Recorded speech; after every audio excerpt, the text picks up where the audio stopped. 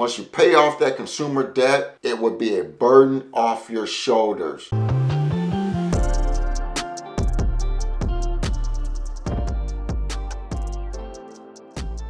Hello everyone, welcome back to the channel. First off guys, I really want to take this time to really thank you guys for tuning into my YouTube channel. My channel is fairly new. I'm working really hard to build up to these first 1,000 subscribers. So I really appreciate your support for tuning into my channel.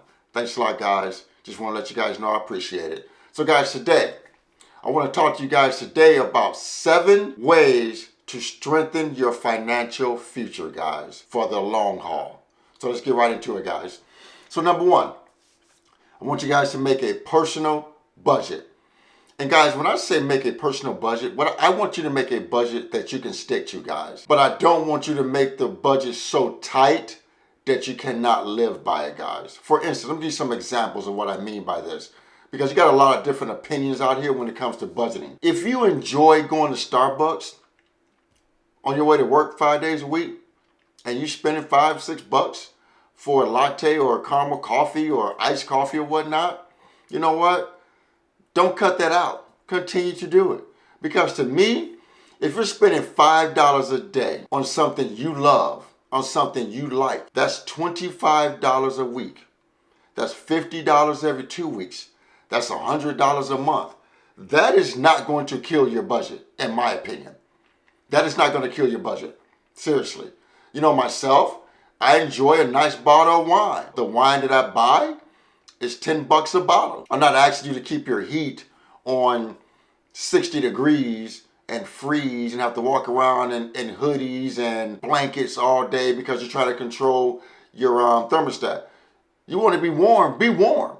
Because to me, we can control our budget by bigger ticket items that we can control. You know what? Maybe we don't drive as much this week to save on gas. Maybe we don't go on vacation next week. We just stay home and save that money. You know, maybe we just get rid of some debt to help increase our budget. Decreasing your debt will increase your budget. I can very much attest to that point, for real. So I'm not asking you to reuse paper towel, you know, to avoid buying more paper towel. What I'm asking you to do is just make a budget that you can stick to, guys. Make a budget that you can stick to.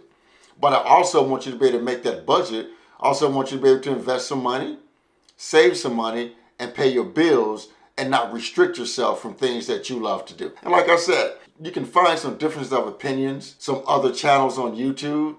But myself, I'm not restricting myself from things that I enjoy. I'm just not going to do that. Especially if it's only a few bucks, because I can cut out bigger ticket items, you know, to cut back on my budget and to increase the amount of money I have in my budget. But again, also in my particular situation, I don't have any consumer debt. I can enjoy a lot more things because I don't have consumer debt. So I got more discretionary income because I don't have consumer debt. I don't have car payments. I don't have credit card debt. Don't have personal loans, student loans, things of that nature. So I can spend money on more discretionary things because I don't have consumer debt. So once you get yourself out of debt, you have more money to do other things that you like also. But sometimes we got to bite the bullet. We got to buckle down, get out of debt so we have more income to do things that we like. Okay, guys? So let's move on. Track your spending. What I mean by track your spending, if you are going over on your budget, you got to know where your money is going. You got to write down, you know, going back to number 1, the budget. Budget gives you a plan.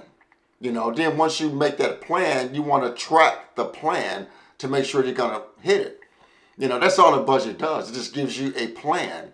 And then you want to track everything to make sure you're hitting your plan. Every dollar should have an assignment. Every dollar you bring in your home should have an assignment. Whether it's your mortgage, your car payment, a credit card payment, personal loan payment, a cell phone bill, a utility bill, a water bill, a trash bill, savings, investing, etc. Every dollar you bring into your home should have an assignment, guys. And that's why I want you guys to get into the habit of tracking what you're doing so every dollar has an assignment. And if you want to put money in your pocket, just to have for spending money. You want to track it, you know? Okay, so move on to number 3. Guys, we have to save for retirement. You know, if your company offers a 401k plan, make sure you get enrolled in your company's 401k plan. Like for instance, my company matches us dollar for dollar up to the first 5% that we invest in our employee-sponsored 401k plan. That's free money, guys. That is free money. And right now, with the amount I put in 15% of my income into my company-sponsored 401k plan, and with the match, it's almost another $400 a month that I'm getting from my employer of free money. $400, guys, that I'm getting in free money from my employer. You cannot pass up on that, guys. If your company does not offer a 401k plan, then you need to move to the next step and just open up a brokerage account. And I'll get into that later in the video. But if your company offers a 401k plan, guys, make sure you get involved in your company's 401k plan. You cannot miss out on that money. And even if they don't match, still get involved in the 401k plan. Put some money away, because as the market goes up, your money is still going to grow. But then you can do something else with that money that I will get into later in the video. So, number 4, again, build your emergency fund, guys. Build your emergency fund. But here's the thing though. I just don't want you to build an emergency fund to have money sitting to the side. Have money sitting to the side for an emergency fund. You know what? If you can't do 6 months, do 3 months. An emergency fund is just money you set aside to cover your 4 walls in case of a job loss, which is your mortgage or your rent, your gas bill, your electric bill, your car payments. An emergency fund just covers you like an umbrella. You can go access this money to help pay these bills if you lose your job. And then while you're out seeking other employment, you're doing interviews, things of that nature, you're not stressed. You have money coming in to help pay these bills, to help take care of your 4 walls. Because that's the most important thing you want to be able to do, is take care of your 4 walls in case of a job loss. You know, the most popular opinion is 6 months of your monthly bills. If you can't save 6 months, you should at least have 3 months. You know, so let's just say your monthly household bills total $2,000 a month with your rent, mortgage, groceries, car payments, things of that nature. So if you want a 3-month emergency fund, you want $6,000 saved up, put away. And if you want 6 months of an emergency fund, you need $12,000 put away. Guys, please save some type of money to put away. Because when you have an issue happen, when you have an emergency happen, you don't want to always just have to grab a credit card. You won't have to always use plastic. You want to be able to use money for these things. You know, last week, you know, my house had to call a plumber out. My kitchen sink was leaking. It cost me $450 because one side it was leaking from where the water drains out. So while the plumber was out here, I said, do the other side, because I don't know how old that side is. So just do them both. It was $400, but I had the cash to pay it, so I just paid it. I didn't have to put it on a credit card. That's where you want to get to in your financial life, guys. You want to be able to pay cash for things and not have to always revert to a credit card, guys. So build and maintain an emergency fund, so when emergencies happen, you have money to handle it. But also, having an emergency fund, have some type of other savings also that you can dip into. Like for myself, I have a brokerage account. It's not a retirement account, just a brokerage account. And I have 2 index funds in that brokerage account. I invest in the S&P 500 index fund and the Total Stock Market index fund through Vanguard.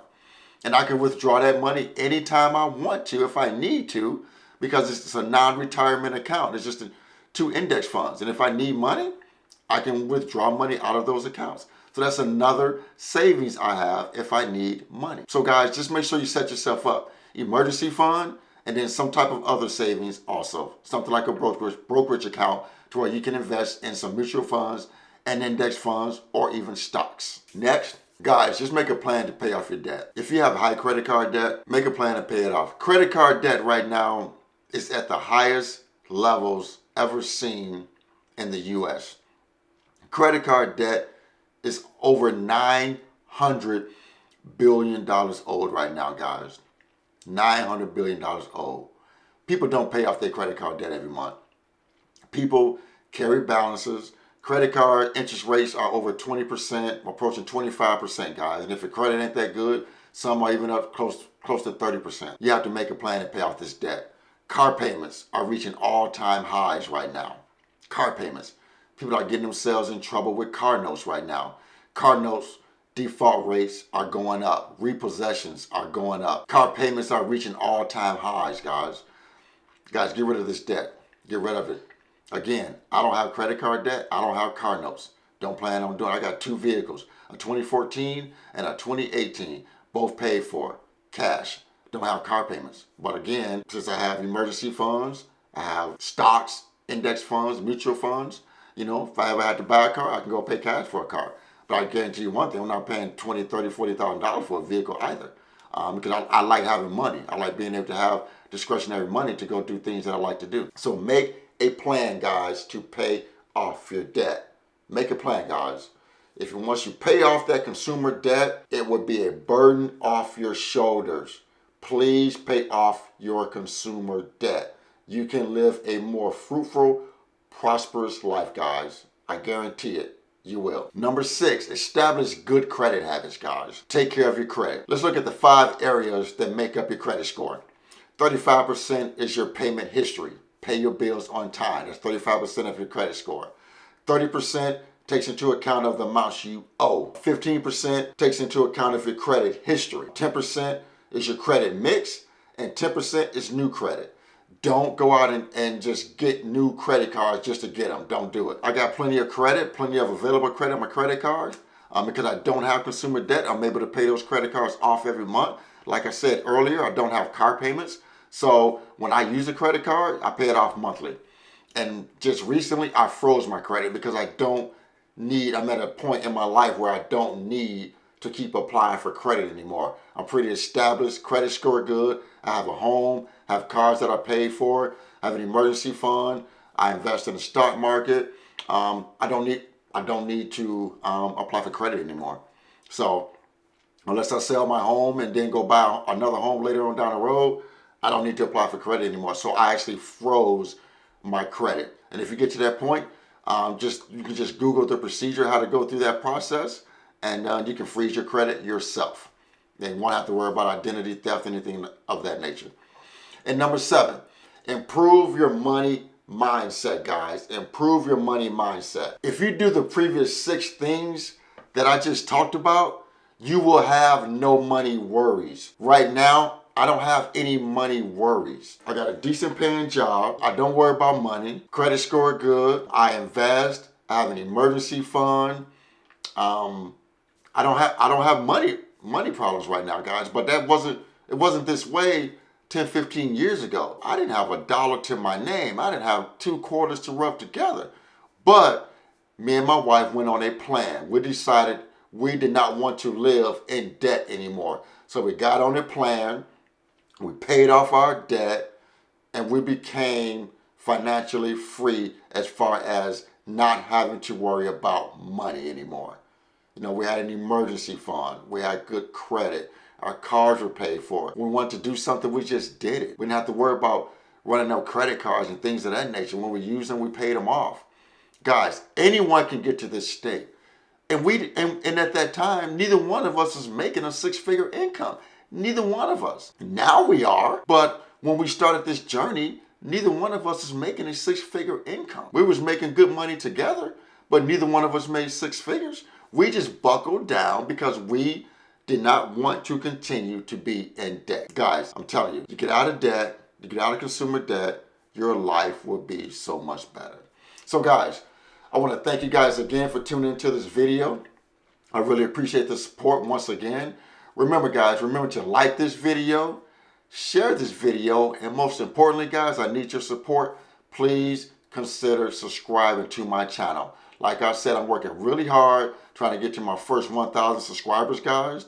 One thing about my channel is that you're going to get honesty from me and definitely going to get transparency from me.